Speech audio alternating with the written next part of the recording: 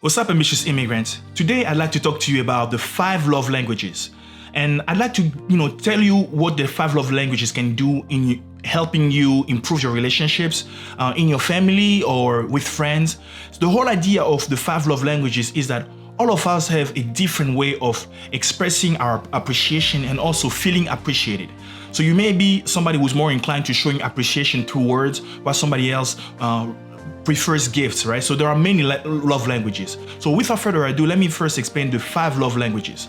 It's not the first one, but basically out of all 5 of them, one of them is words. So words of appreciation. Some people really want somebody to show them appreciation, to tell them that they're a good person, that they're great, they're nice, they're beautiful, they're handsome. So some people feel let's say when they feel loved when you use words to express your love to them.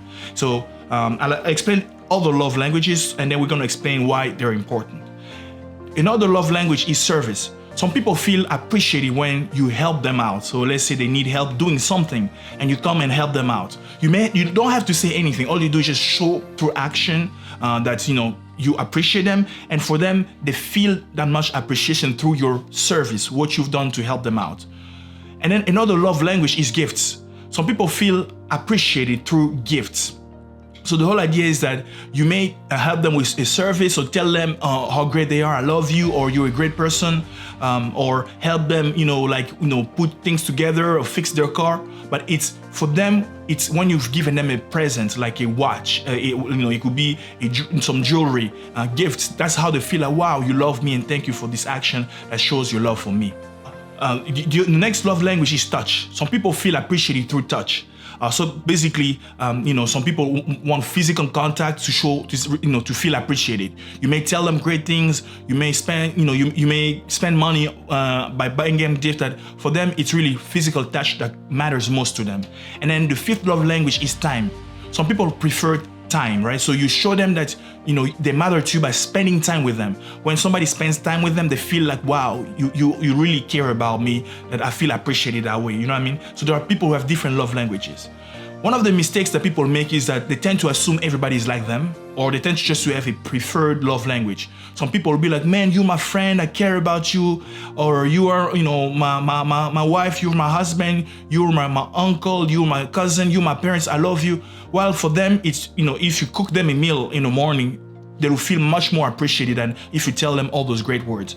Somebody else may prefer, gifts. So if you, instead of you, coming with, let's say, like helping them with a service, if you bought them a watch and didn't even say a word, they would know that you care about them. Somebody else doesn't even want your money. They don't want you to do anything else. They just want your time, right? So the whole reason why I'm talking about it is that, now that you know about these 5 love languages, even if you already knew about them, now take the time to think about, first guess, what is your love language? What is your primary love language and your secondary? Out of them, there is one that you feel like when somebody does that for you, it means a lot more and you feel really great in your heart. So first, figure out which one is your primary love language and your secondary love language. Next, look at people around you, your partner. Guess what is their primary love language and their secondary love language. The next thing after that, ask them. Personally, I've been wrong about the secondary love language of people who are close to me.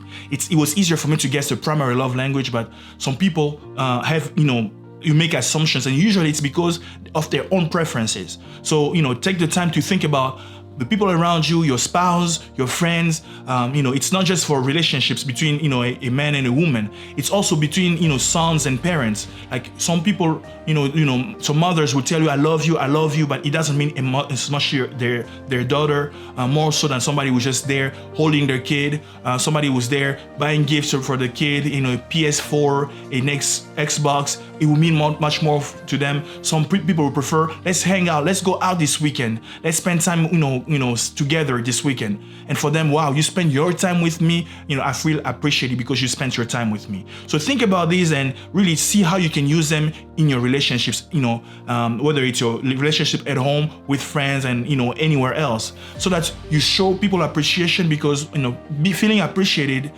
based of what we know about life and Dale Carnegie's work, how to win friends and influence people. the most important thing is to really show people they're special and they're appreciated and they're important. And the one way you can do that is through love languages. So if you've, spent some time thinking about it, please, take the time to, invest more time and to change, so that tomorrow you don't feel like, okay, I'm going to show my wife that I love her by buying her a nice watch. Maybe she prefers for you to spend time with her. So you take a date, on Friday, on Saturday, a time when you say, I'm just going to spend time with you and nothing else. Maybe it's something else that they prefer. So once you know that, it's going to be so much easier for you and easier for them to show you appreciation on your birthday and, on your wedding anniversary, or, as a fiance or your boyfriend, girlfriend, it doesn't matter. Or even your friends, your buddies, your everyday buddies, they have different ways. On their birthday, some may prefer for you to show up. Some would prefer for you to send a gift. Another one would just prefer for you to help them do something, maybe move. By you helping them move on their birthday, they feel like you've shown them appreciation. So you really think about it and ask, guess first, turn that into a game. Ask, guess what their preferred love languages are, and then, ask them to tell you what they think. And then based on that, do what's necessary to show the people around you that they're loved and appreciated. Thank you very much for your time, and see you next time.